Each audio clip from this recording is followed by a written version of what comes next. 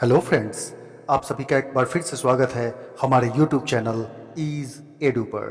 Friends, आज हम लेकर आ रहे हैं आपके लिए डीएलएड से संबंधित प्रश्न, क्योंकि डीएलएड से भी 75 प्रश्न आने वाले हैं। तो इससे चुनिंदा सवालों को लेकर प्राचीन कालीन शिक्षा से संबंधित आज का यह वीडियो आप बिना स्किप किए अंत तक देखिएगा। और हाँ, पसंद आए तो चैनल को सब्सक्राइब ज़रूर कीजिएगा। तो फ्रेंड्स, शुरू करते हैं। आज का हमारा पहला सवाल है, वैदिक युग से आज तक शिक्षा के संबंध में भारतीयों की मुख्य धारणा यह रही है कि शिक्षा प्रकाश का वह स्रोत है जो जीवन के विभिन्न क्षेत्रों में हमारा पथ प्रदर्शन करता है। यह कथन किसका है? तो इसका राइट आंसर होगा डॉक्टर एएस अल्तेकर। जी हाँ दोस्तों, प्राचीन युग में शिक्षा को न तो किताबी ज्ञान का पर्यायवाची माना गया था और न ही जीविकोपार्जन का साधन माना गया था। नॉर्मली हम लोग पढ़ाई लिखाई को किताबी ज्ञान या फिर जीविकोपार्जन का साधन मान लेते हैं, लेकिन प्राचीन काल में ऐसा बिल्कुल भी नहीं था। उस समय शिक्षा को वह प्रकाश माना गया था जो व्यक्ति को अपना बहुअंगी विकास करने, उत्तम जीवन व्यतीत करने और मोक्ष प्राप्त करने में सहायता देती थी। इस तरह से डॉक्टर एएस अल्तेकर ने इसका वर्णन किया है। हमारा अगला सवाल है, प्राचीन शिक्षा का उद्देश्य पढ़ना नहीं था अपितु ज्ञान और अनुभव को आत्मसात करना था। यह कथन किसका है? तो इसका राइट आंसर होगा डॉक्टर आर के मुखर्जी। जी हाँ, छांदोग्य उपनिषद को अगर आप पढ़ेंगे तो उसमें हमें श्वेत केतु और कमलायन जैसे शिष्यों के उदाहरण मिलते हैं, जिनको 12 वर्ष के अध्ययन के बाद भी उच्च शिक्षा प्राप्त करने का अधिकारी नहीं समझा गया था। इस उदाहरण से स्पष्ट हो जाता है कि प्राचीन काल में शिक्षा का उद्देश्य केवल पढ़ना नहीं था, बल्कि उसके अंतर्गत मनन, स्मरण और स्वाध्याय द्वारा ज्ञान को आत्मसात करना भी था। इसीलिए डॉक्टर आर के मुखर्जी ने यह कहा है कि प्राचीन शिक्षा का उद्देश्य पढ़ना नहीं था, बल्कि ज्ञान और अनुभव को आत्मसात करना था। हमारा अगला सवाल है, प्राचीन शिक्षा का एक अनिवार्य उद्देश्य छात्रों का चरित्र निर्माण करना था। यह किसका कथन है? तो इसका राइट आंसर होगा डॉक्टर वेद मित्र। जी हाँ, जैसा कि वर्णन है, मनुस्मृति में लिखा गया है कि केवल गायत्री मंत्र का ज्ञान रखने वाला चरित्रवान ब्राह्मण संपूर्ण वेदों के ज्ञाता पर चरित्रहीन विद्वान से कहीं अधिक श्रेष्ठ है। मतलब वहाँ चरित्र को बहुत महत्वपूर्ण माना गया है। इसीलिए डॉक्टर वेद मित्र ने प्राचीन शिक्षा का अध्ययन करते हुए, उसके बारे में विश्लेषण करते हुए यह कथन दिया कि प्राचीन शिक्षा का एक अनिवार्य उद्देश्य छात्रों का चरित्र निर्माण करना भी था।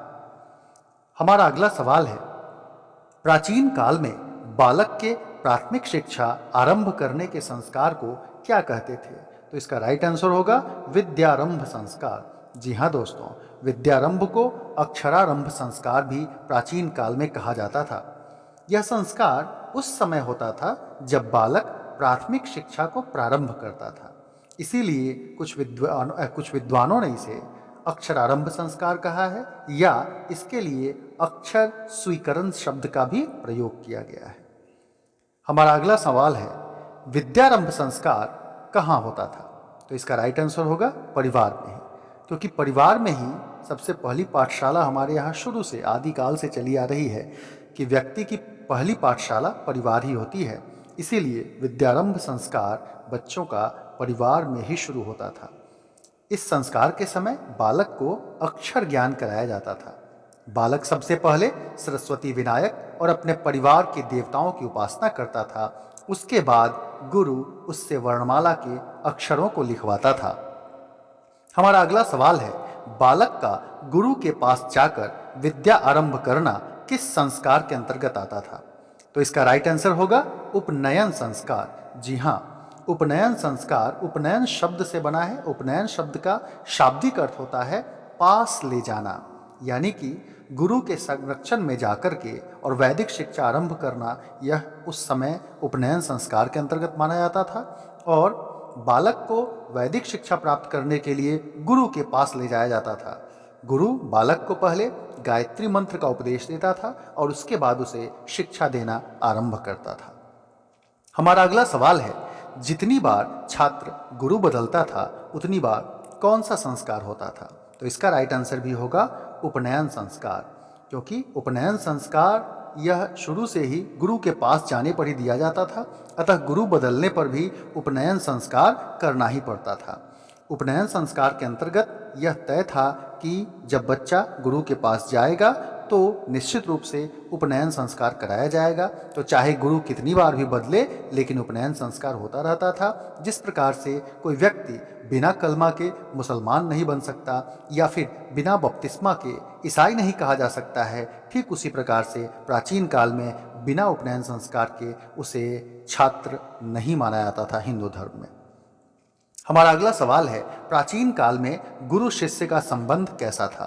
तो इसका राइट आंसर होगा पिता पुत्र जैसा। जी हाँ, प्राचीन काल में आप देखेंगे कि गुरुओं का बहुत ही ज़्यादा सम्मान था। निश्चित रूप से यह सम्मान अब वर्तमान समय में, वर्तमान परिप्रेक्ष्य में भले ही बदला हो, लेकिन प्राचीन काल में एक छात्र और शिक्षक का जो संबंध था वह पिता और पुत्र से बिल्कुल भी कम नहीं था। उसी सम्मान के भाव से छात्र शिक्षक को देखते थे।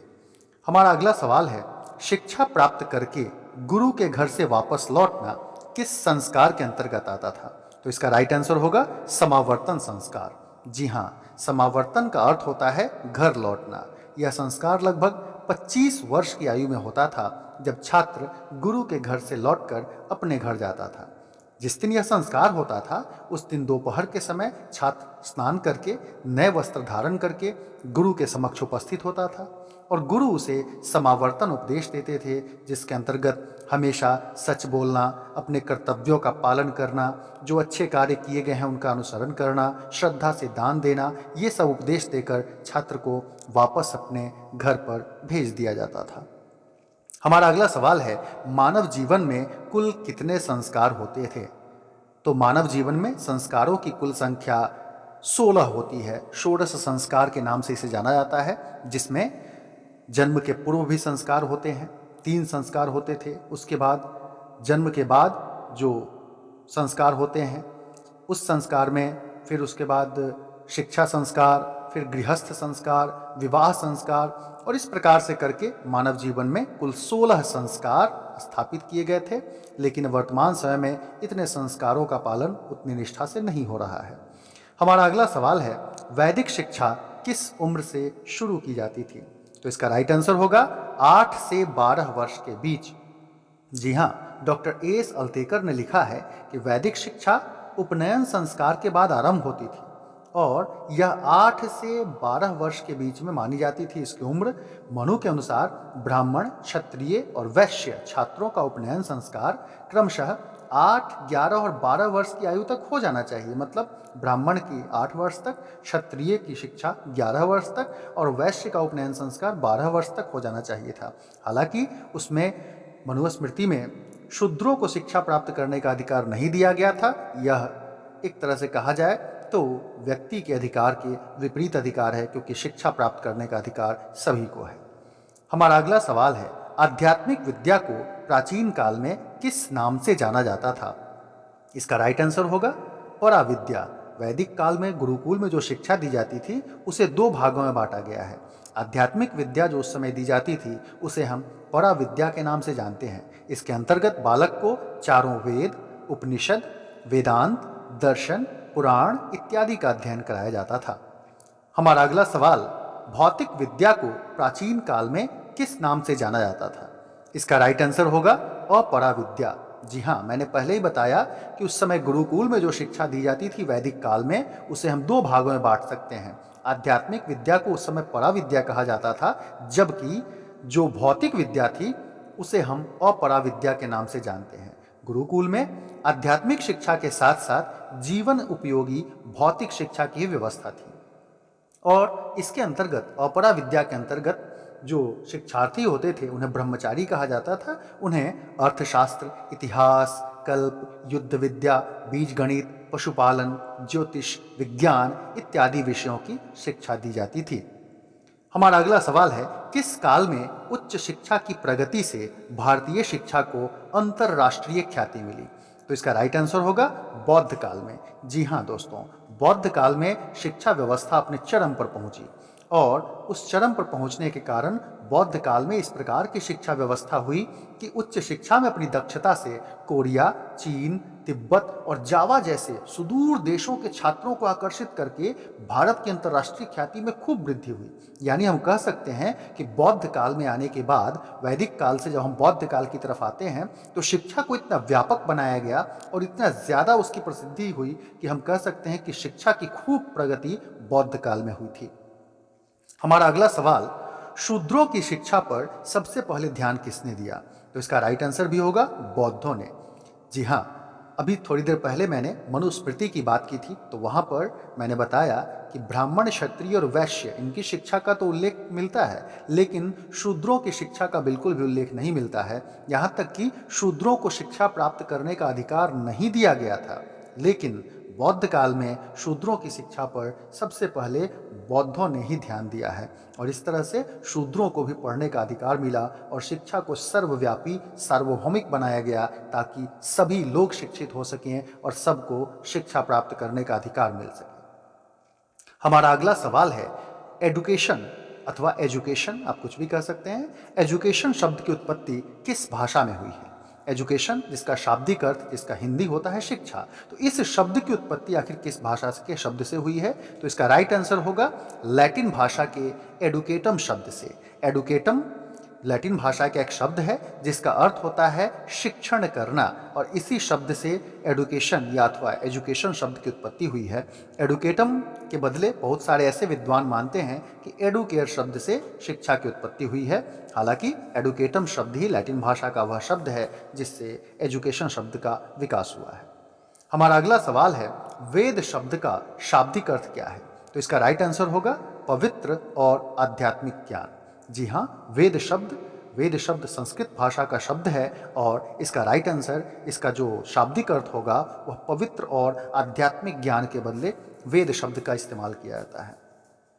हमारा अगला सवाल है, भारत का सबसे प्राचीन ग्रंथ कौन है? तो इसका राइट आंसर होगा वेद। जी हाँ, वेद जो है वैदिक काल से ही, या इसमें शिक्षा वैदिक काल से ही वेदों की शिक्षा दी जाती थी, इसलिए ऐसे बहुत सारे प्रमाण मिलते हैं जिसके आधार पर यह कहा जा सकता है कि भारत का प्राचीनतम ग्रंथ वेद ही है। हमारा अगला सवाल है, संस्कार विद्या की समाप्ति पर बौद्ध काल में क्या होता था? तो इसका राइट आंसर होगा उपसंपदा संस्कार। जी हाँ, जब संस्कार विद्या की समाप्ति होती थी तो बौद्ध काल में उपसंपदा संस्कार का आयोजन किया जाता था। 8 वर्ष से लेकर 12 वर्ष की आयु का बालक नव शिष्य के रूप में कार्य करता था। 12 वर्ष का हो जाने पर उसका उपसंपदा संस्कार होता था और उपसंपदा संस्कार के बाद वह एक भिक्षुक के रूप में जीवन व्यतीत करता था जो लगभग 20 वर्षों तक चलता था।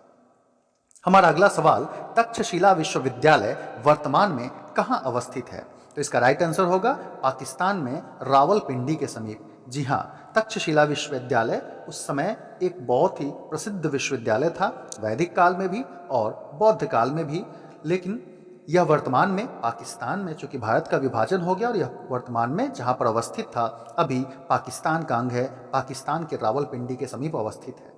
प्राचीन काल में यह प्रसिद्ध शिक्षा का केंद्र था और उस समय गांधार प्रांत का मुख्यालय था। गांधार प्रांत अभी वर्तमान में अफगानिस्तान में अवस्थित है। तक्षशिला विश्वविद्यालय का पाठ्यक्रम बहुत ही बहुमुखी और व्यापक था। यहाँ कई सारे विषयों की शिक्षा की बहुत ही उत्तम व्यवस्था थी। हमारा अगला सवाल, बौद्ध काल में शिक्षा का माध्यम क्या था? तो इसका राइट आंसर होगा प्राकृत भाषा। जी हाँ, प्राकृत भाषा उस समय की लोक कह सकते हैं लोक भाषा थी, जहाँ अधिकांश लोग प्राकृत भाषा को समझ सकते थे और प्राकृत भाषा में ही शिक्षा का माध्यम बनाया गया ताकि सभी लोग शिक्षा को ग्रहण कर सकें, उसे जटिल न बनाया जा सके।